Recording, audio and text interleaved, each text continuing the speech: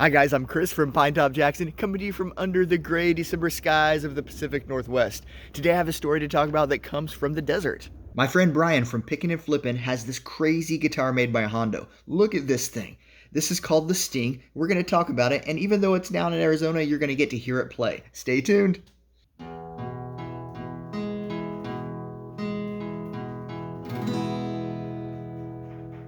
The Hondo Guitar Company was founded in 1969 in Fort Worth, Texas. The guitars were all contracted out to Samick and built in the city of Incheon, South Korea.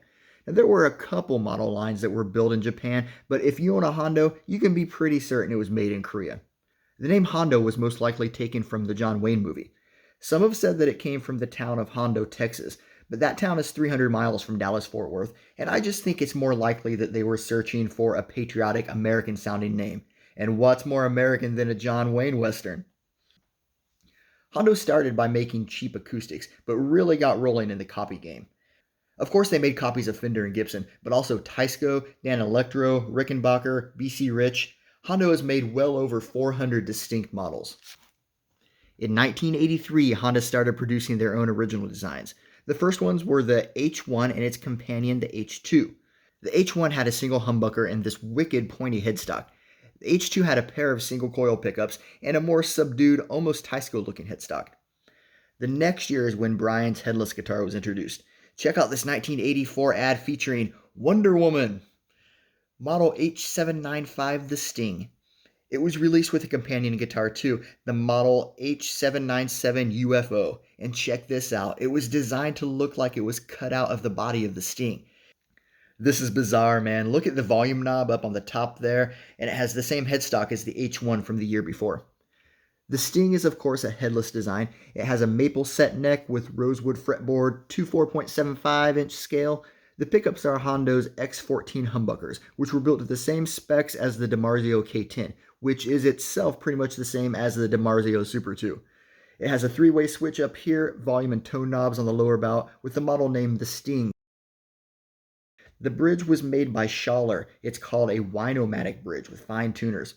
Here's Brian tuning the thing up with a clip-on tuner, but there's no headstock to clip it to, so he's got it attached to that lower horn there. It's brilliant.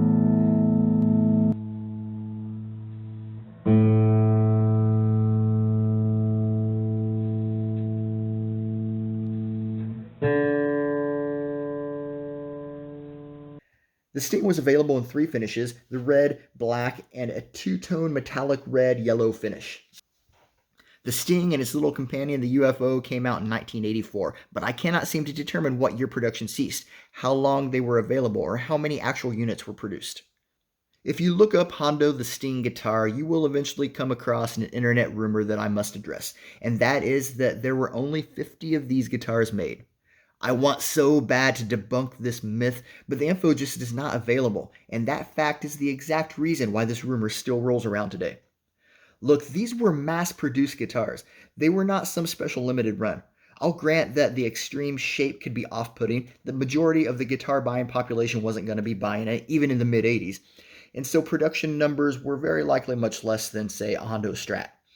But to say only 50 of these guitars were ever made, well, that doesn't sit well with me.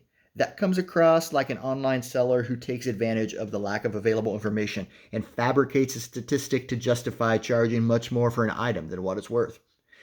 The internet's a crazy place, man, but a schoolyard rumor can go global overnight. And so we have reverb sellers who saw this only 50 made and repeat it on their listings, and it perpetuates itself. And anyone who owns this guitar has incentive to believe the rumor. If someone says, hey man, that guitar you picked up is actually really rare and special and important, well, you want to believe that, right? Like I want to believe that I'm a beautiful and special snowflake, not just another brick in the wall. But all in all, we're all just bricks in the walls, right? I don't know where I'm going with this analogy, but I want to try to figure out where this only 50 made thing came from. Here's a reverb listing from 2018 that repeats it. There's only a couple current eBay listings for the Sting, but they do not try to say that only 50 were made. I have read it in a couple guitar blogs. Here's the oldest one I could find. This guy's blog post was written in April 2013. He's got that cool Wonder Woman ad, and he says here, this particular Sting is currently listed on eBay with a starting price of $900, unheard of for a Hondo, but as the eBay seller points out, only about 50 of these guitars were produced. So that is the first mention of the only 50 rumor I can come across, a reference to an eBay seller making the claim. I couldn't find any record of that listing, but here's one from December 2013 selling both the H-795 and the H-895 bass version for $1,600. Too bad there's no photos of the pair archived. Alright, you guys, thanks for listening to my righteous rant. Here's Brian from Pickin and Flippin' jamming on his headless Hondo. If you know anything about these weird guitars, have any solid proof on how many were made or how long they were produced, please let us know in the comments down below.